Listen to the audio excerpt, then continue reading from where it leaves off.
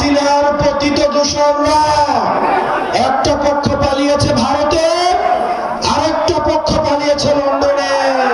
চাঁদাবাজ যদি আপনারা না হন, আপনাদের গায়ে তো লাগার কথা না। আমাদের সংস্কার দিতে হবে, নির্বাচন দিতে হবে, বিচার করতে হবে, তিনটাকে একসাথে করতে হবে। আর তারা শুধু একটাই যাচ্ছে, তাদের দুরভিসন্ধি রয়েছে। তারা নির্বাচনও চায় না, তারা বিচারও চায় না, তারা সংস্কারও চায় না। আমরা চাঁদাবাজদের বিরুদ্ধে কথা বলি, মন খারাপ করে একটা রাজনৈতিক দল। আমরা নির্বাচন কমিশনের দ্বিচারিতার কথা বলি, মন খারাপ করে একটা রাজনৈতিক দল। আমরা টেন্ডারবাজির বিপক্ষে কথা বলি, গুসা করে একটা রাজনৈতিক দল।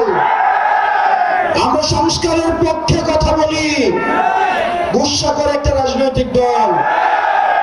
আমরা বলি লন্ডনে বসে ষড়যন্ত্র হয়, গুসা করে একটা রাজনৈতিক দল। লন্ডনে অবশ্যই ষড়যন্ত্র হয়। হাসিনার পতিত দূষণরা একটা পক্ষ পালিয়েছে ভারতে, আরেকটা পক্ষ পালিয়েছে লন্ডনে। সুতরাং যারা ফেসিবাদ বিরোধী রাজনৈতিক দলে যারা আছেন, আপনারা গুসা করেন না। চাঁদাবাজ যদি আপনারা না হন, আপনাদের গায়ে তো লাগার কথা না। টেন্ডারবাজ যদি না হন, আপনাদের গায়ে তো লাগার কথা না। আপনারা কি সংস্কারের বিরোধী অবস্থান নিয়েছেন? যদি গুসা করেন তাহলে ধরে নিব আপনারাই সংস্কারে বাধা দিচ্ছেন। প্রিয় তরুণ প্রজন্ম, এখানে আমার যে ভাইয়েরা উপস্থিত হয়েছেন, পরবর্তী বাংলাদেশ আমাদেরকে বিনির্মাণ করতে হবে। পরবর্তী বাংলাদেশ আমাদের সাকিব শাহরিয়ার ভাইয়েরা করবে।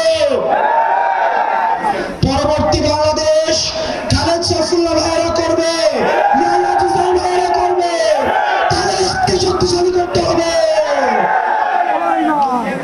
ভারতে বসে, লন্ডনে বসে আওয়ামী লীগের পতিত দূষণরা এখনো পর্যন্ত ষড়যন্ত্র করে যাচ্ছে। আমাদের সংস্কার কার্যক্রম হতেই হবে।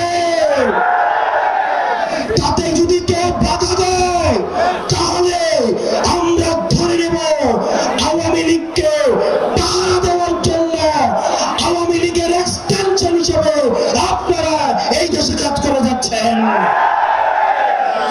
প্রিয় যশোরবাসী, ৭১ সর্বপ্রথম যে জায়গাটা স্বাধীন হয়েছে সেটা হচ্ছে যশোর। আমরা যশোরে দাঁড়িয়ে বলছি, এই যশোর থেকে আমাদের সংস্কার, বিচার এবং নির্বাচন কার্যক্রমে নেতৃত্ব দিতে হবে।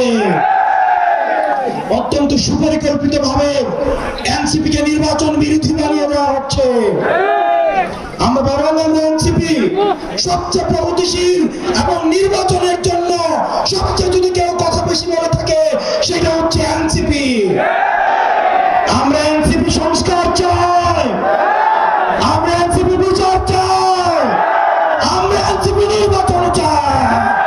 আর একটা দল রয়েছে তারা কেবল নির্বাচন চায়। আমাদেরকে তিনটাই দিতে হবে। আমাদের সংস্কার দিতে হবে, নির্বাচন দিতে হবে, বিচার করতে হবে, তিনটাকে একসাথে করতে হবে। আর তারা শুধু একটাই যাচ্ছে, তাদের দুরভিসন্ধি রয়েছে। তারা নির্বাচনও চায় না, তারা বিচারও চায় না, তারা সংস্কারও চায় না। প্রিয় যশোরবাসী, আমাদের ঐক্যবদ্ধভাবে আমাদেরকে পরবর্তী বাংলাদেশের নেতৃত্ব দিতে হবে। পরবর্তী যে সংকটগুলো ঘনীভূত হচ্ছে সেগুলোতে আমাদের একসাথে লড়াই করতে হবে। আমরা সে লড়াইয়ের জন্য প্রস্তুত আছি।